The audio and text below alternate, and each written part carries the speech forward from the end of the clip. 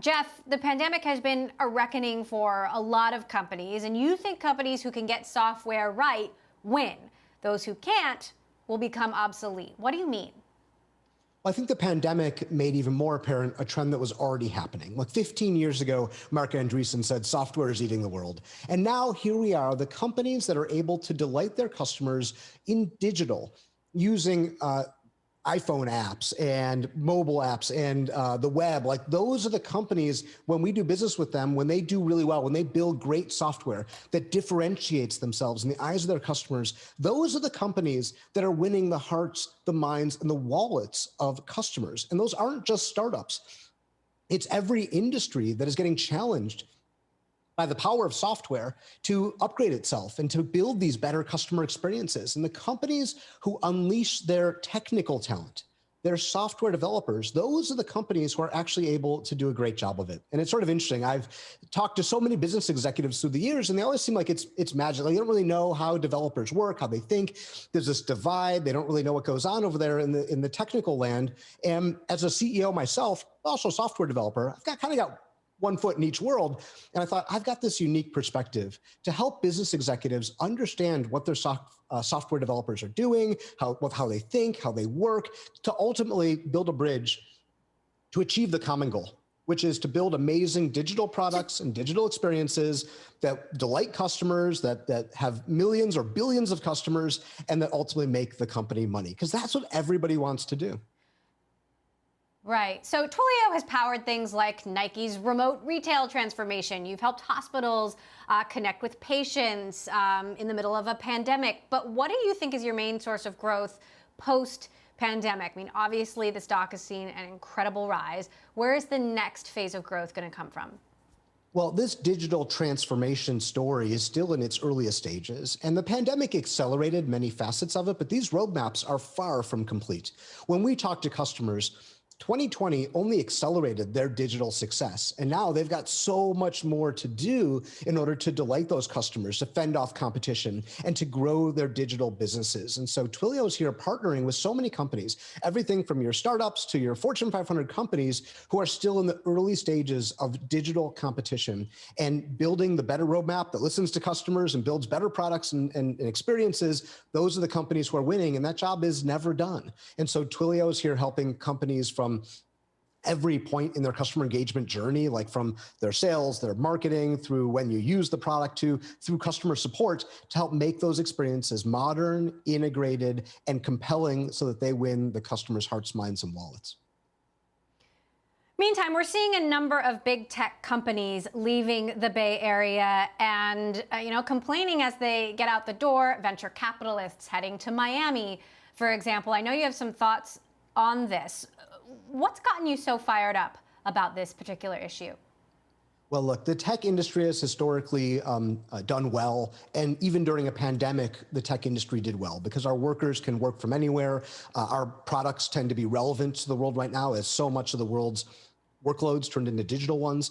And so during a time like this, I think it's our opportunity to give back and to look around and say, how can we use our blessings as an industry, as individuals, as companies, to help our communities through this generationally difficult time that so many people in our communities are having? How do we give back? And so when I look around, that's the instinct that I have, and I think so many other leaders have. And so it kind of rubs me wrong if people decide to leave and make a big stink about it on their way out and say how bad their whole community was. I'm like, well, sure, like there's problems in every city and every community, but you know what? Now is a time for us to take our blessings and to help those in need and help build a stronger community. And that's what I'm committed to doing here in San Francisco. What does the help involve? I've spoken to a number of lawmakers. I just spoke with Mayor London Breed. You're going to hear that interview later in the show. And privately, a lot of these folks are saying there's so much money in San Francisco and in the Bay Area, but we can't fix the local pool or the swing at the park. How do we get these tech companies and people involved? Well, first, it starts by everybody in our community engaging. And I think sometimes, tech folks haven't engaged. And so I encourage every tech folk to engage in local community, engage in local civic responsibilities and our civic leaders. And number two is, for our civic leaders, we need to stop this environment of division, right? We need to actually think we're one city, and we're struggling right now, no doubt about it.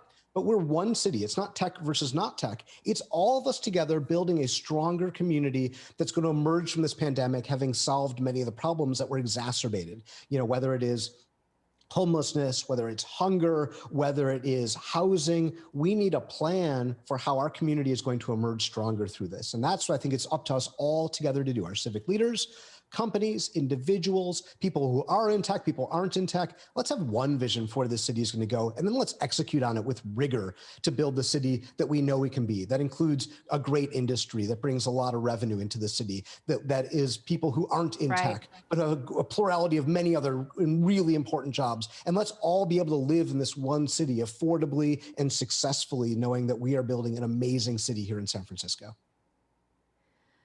Twilio, along with Amazon, is one of the companies that dropped Parler as a customer. And I'm curious what you think, now that we have a new administration, what you think about the deplatforming of Donald Trump and whether or not that was the right call. Certainly there are two sides to the story, and clearly big tech has a lot of power. Well, look, in a society, words matter.